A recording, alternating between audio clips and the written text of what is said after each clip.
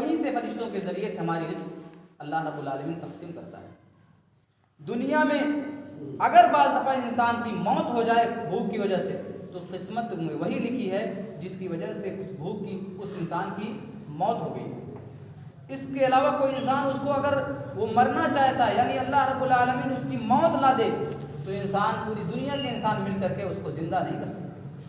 اور جس کو اللہ رب العالمین نے لگژری زندگی اس کے نصیب میں نہیں لکھا ہے پوری دنیا کے لوگ اکٹھا ہو جائے اس کی لگژری زندگی دینے کے لیے ناکافی ہوں۔ اللہ رب العالمین نے جینے کا بندوبست اور اس کا ٹھیکہ ساتویں آسمان سے لے لیا۔ اچھا، یہ تو دنیا کی بات ہے کہ دنیا میں اللہ رب العالمین نے ذمہ داری لی ہے، عالم برزخ میں بھی ذمہ داری لی ہے کہ تمہارے لیے قبر کی منزل آسان ہو جائے گی اگر اللہ پر ایمان نہیں لاؤ گے۔ دنیا میں دیکھو بہت سے ایسے لوگ ہیں